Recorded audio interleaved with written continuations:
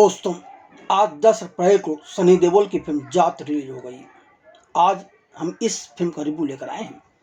जब इस फिल्म का ट्रेलर आया था तब इस फिल्म के साथ ही अभिनेता सनी देओल व विनीत कुमार सिंह से काफ़ी उम्मीदें जगी थीं, पर अफसोस फिल्म देखकर सारी उम्मीदों पर पानी फिर गया।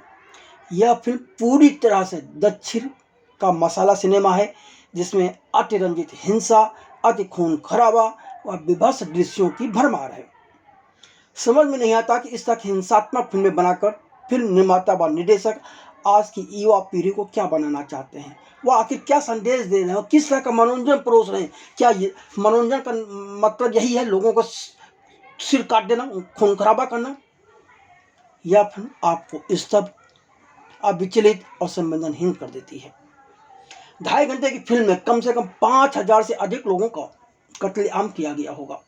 फिल्म का विलेन रणतुंगा तो लोगों के सिर उनके शरीर से इस तरह काट कर अलग करता है जैसे कि वह सब्जी काट रहा हो। इसी तरह के एक्शन और दक्षिण की मसाला फिल्मों की याद दिलाने वाली सनी देओल की फिल्म जाट है, जो कि पारिवारिक और क्लास वाले दर्शकों को बिल्कुल पसंद नहीं आएगी। हाँ, मसाला और एक्शन को पसंद करने वाले लोग जरूर इस फिल्म को देखने जा सकते हैं। जाट 10 अप्रैल को रिलीज हुई और इसे एक शो नहीं, पूरे देश में 13,000 से अधिक शो में चलाया जा रहा है, मगर पहले दिन दर्शक कम नजर आए, बहुत ही कम नजर आए। यूँ भी इस तरह की फिल्म सिंगल स्क्रीन वाले थिएटर के दर्शकों को ही पसंद आ सकती हैं, और हमें जो जानकारी मिली उसके अनुसार पहले दिन सिंगल स्क्रीन थिएटर भी खाली पड़े रहे। आइए सबसे पहले हम फिल्म की कहानी की बात कर लेते हैं। 2 घंटे 33 मिनट की अवधि की फिल्म की कहानी 2009 में श्रीलंका की जाफना शहर से शुरू होती है, जहां आतंकी संगठनों के खात्मे के बाद श्रीलंका की आर्मी जंगलों में तलाशी ले रही होती है। एक जगह 4 मजदूर एक गड्ढे में खुदाई कर रहे हैं। अचानक उन्हें सोने की ईंटों से भरी संदूक मिलती है, तो वह चारों मिलकर आसपास के सैनिकों को मारकर नाव की मदद से समुद्री रास्ते से आंध्र प्रदेश के प्रकाशम जिले के एक गांव के तट पर पहुंचते हैं। सोने का संदूक छिपाकर वह चारों कोस्ट गार्ड को 4 सोने की ईंटें देकर अपने लिए स्थानीय निवासी होने के असली कागजात बनवा लेते हैं। इन 4 में से एक रणथुंगा है, जिसका किरदार रणदीप हुड्डा ने निभाया है। अब यहीं से कहानी पर नक्सल बात शुरू होती है, जब राष्ट्रपति, जिस किरदार में रम्या कृष्णा है, को एक तीसरी कक्षा में पढ़ने वाली लड़की का मदद की गुहार लगाने वाले पद के साथ ही उस गांव के हर इंसान के कटे हुए अंगूठे मिलते हैं। यह पत्र आंध्र प्रदेश के प्रकाशम जिले के ही एक गांव से आया है। राष्ट्रपति महोदया तुरंत सीबीआई अफसर सत्यमूर्ति को इस गांव में उचित कार्रवाई करने के लिए भेजती है। उधर अयोध्या से दक्षिण भारत आ रही श्री राम के श्रद्धालुओं से भरी ट्रेन में एक अपरिचित इंसान, जो खुद को जाट, जिस किरदार में सनी देओल है, कहता है, वह भी यात्रा कर रहा है। आंध्र प्रदेश के चिलाका गांव में ट्रेन रुक जाती है। तब वह नाश्ता करने एक ढाबे पर पहुंचता है, जहां एक बूढ़ी औरत है जो नाश्ता खाना सामान वगैरह बनाती रहती है। वह इस शख्स को इडली खाने के लिए देती है। तभी कुछ गुंडे वहां आ जाते हैं। एक गुंडा इस तरह से चलता है कि जाट के हाथ से इडली की थाली गिर जाती है। अब जाट उससे सॉरी बोलने के लिए कहता है, पर वह उसके साथी जाट के साथ युद्ध पर उतारू हो जाते हैं। पर जाट कहाँ हारने वाला है। जाट सबकी जम के पिटाई करता है। अंततः मार खाने के बाद सॉरी बोलने के बजाय वह अपने बॉस के पास, फिर वह उसका बॉस मार खाने के बाद सोमुलू, जिस किरदार को विनीत कुमार सिंह है, के पास ले जाता है। सोमुलू भी अपने आप को 30 मार खा समझते हैं। वह भी जाट के हाथ से खूब मार खाते हैं, और तब वह उसे लेकर अपने घर, अपने बड़े भाई रणतुंगा तक पहुंचते हैं। रणतुंगा के किरदार में रणदीप हुड्डा जी हैं। इस बीच रणतुंगा की क्रूरता, किसी का भी सिर धड़ से अलग कर देना, कई लोगों को एक साथ दफन कर देना, किसी को भी मौत दे देना की कहानियां लोगों के समझ में आ चुकी होती हैं। इतना ही नहीं, एक गांव के तमाम लोगों को मारकर जमीन में दफन करने की घटना तथा एक महिला पुलिस दल द्वारा रणथुंगा को गिरफ्तार करने पहुंचने पर रणथुंगा की पत्नी द्वारा इन महिला पुलिस अफसरों की शरीर से वर्दी उतार निहवश कर बंदी बनाकर कमरे में बंद करने की घटनाएं घट चुकी होती हैं। साटे दिमाग वाला रणथुंगा जॉर्ज से तुरंत सॉरी बोल देता है। जॉर्ज वहां से चलने लगता है, तभी उसकी नज़र कपड़े से ढकी पुलिस की गाड़ी में पड़ जाती है और फिर वह वहां बंद महिला पुलिस अफसरों की तलाश करता है। रणथुंगा उसे जाने देता है। यह जॉर्ज इन महिला पुलिस अफसरों के साथ पुलिस स्टेशन पहुंचता है तो पता चलता है कि पुलिस स्टेशन के सभी मर्द पुलिस अफसर रणथुंगा के ही गुलाम हैं। वहां के पुलिसकर्मी जाट को ही कुर्सी से बांधकर सोमलू को फोन कर देते हैं कि भाई देखिए, हमने तुम्हारे अपराधियों को बंदी बना लिया, आ जाइए आप लोग। सोमलू अपने दल बल के साथ आता है, पर जाट अकेले ही सभी को अधमरा कर सोमलू सहित 30 लोगों को ऊपर छत से लटका देता है। अब सवाल ये भी आ रहा है, दर्शक भी सोच रहा था कि जाट है कौन, इसमें इतनी ताकत क्यों है, यह करता क्या है। तो धीरे से सीबीआई अफसर सत्यमूर्ति को ही पता चलता है कि यह जाट रेजिमेंट से जुड़े ब्रिगेडियर बलदेव प्रताप सिंह उर्फ बुलडोजर हैं। बहुत से लोग इन्हें बुलडोजर का भी नाम से भी पुकारते हैं। तो वहीं यह बात भी उजागर हो जाती है कि रणथुंगा कभी जाफना में आतंकी संगठन का मुखिया था और पिछले 15 साल से वह आंध्र प्रदेश के समुद्री तटीय जिले प्रकाशम के 30 गांवों को खाली कराने के लिए क्रूरता के साथ खून खराबा कर रहा है। 30 गांव खाली कराने के बाद उसे 25,000 करोड़ रुपए मिलने हैं। वह यह काम एक नेता के कहने पर स्विट्जरलैंड के दावोस की एक कंपनी के लिए कर रहा है, क्योंकि इन गांवों की मिट्टी में यूरेनियम से मिलता जुलता थोरियम है, जिसका उपयोग परमाणु बम बनाने में किया जाएगा। अब रणथुंगा के साथ क्या होगा, यह जानने के लिए तो फिल्म देखनी ही पड़ेगी। आइए अब सबसे पहले फिल्म जाट के कुछ प्लस और कुछ माइनस पॉइंट पर बात कर ली जाए। देखिए, कहानी के हिस्से पर इस फिल्म में कोई नयापन नहीं है। इस तरह की कहानी तमाम फिल्मों में देखी जा चुकी हैं। पुलिस की मिलीभगत, पुलिस का भ्रष्ट होना, नेताओं का भ्रष्ट होना, यह सब आम बातें हैं। लोगों की जमीन छीन लिया जाना, यह सब आम बातें हैं।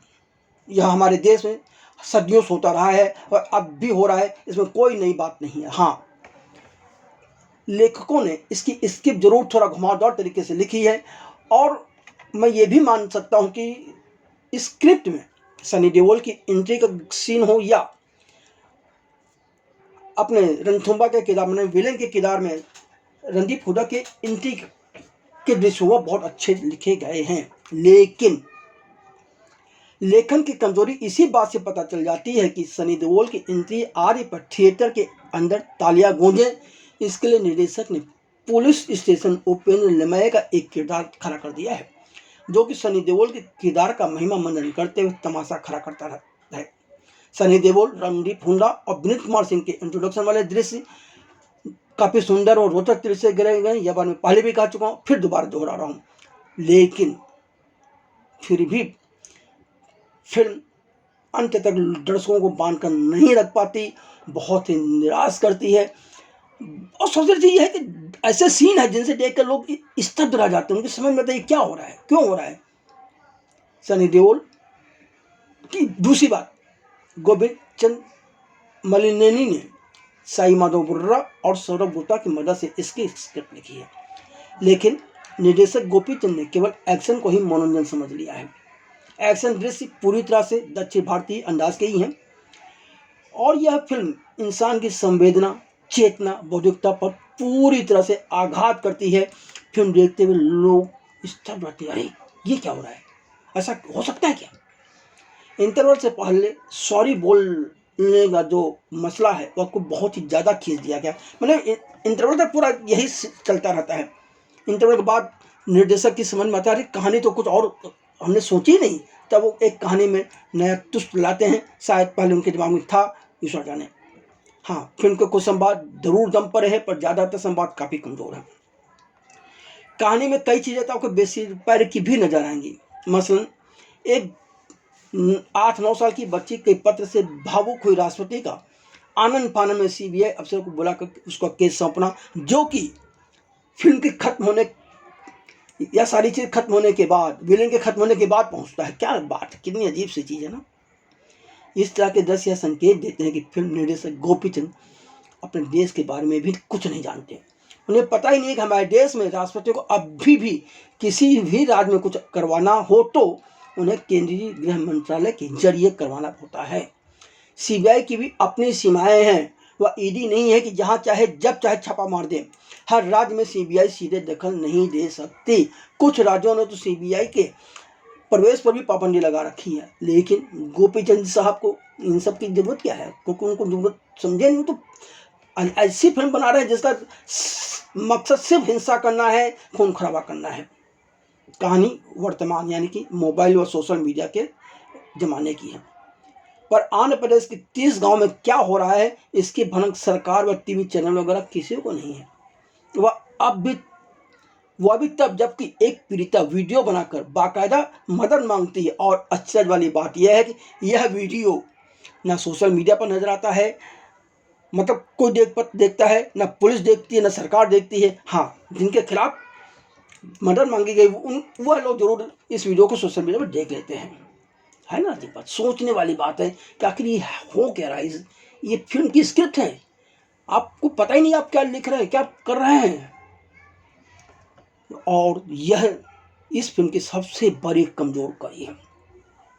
राणा तुंगा के घर पर उसकी पत्नी के कहने पर महिला पुलिस कर्मियों के कपड़े फाड़ने और कामुक पुरुषों द्वारा महिलाओं पर हमला करने के हिस्से इतनी बदसूरती से फिल्माए गए हैं कि अब क्या कहा जाए। यह दृश्य देखते हुए आपको 70 और 80 का दशक याद आ जाएगा। पूरी तरह से मेलोड्रामा और ग्लिसरीन मसाला के मिश्रण का याद दिला देगा। इसके अलावा सनी देओल के किरदार के साथ जिस तरह से स्थापित करने के लिए कहानी गढ़ी गई है वह भी अजीबोगरीब है। उनके ब्रिगेडियर बलवंत सिंह उनके ब्रिगेडियर होने को क्लाइमैक्स से पहले तक छिपाकर रखने की वजह भी समझ से परे है। सनी देओल के किरदार का परिचय देने के लिए धर्म को हथियार बनाने की बात भी समझ से परे है। फिल्म में उर्वशी रौतेला का आइटम डांस भी फिल्म की गुणवत्ता को A क्लास से B क्लास बना देती है। अब सवाल यह है कि इस फिल्म में जो कलाकार हैं, कलाकारों की भीड़ है और अच्छे कलाकारों की भीड़ है, इनका अभिनय कैसा रहा।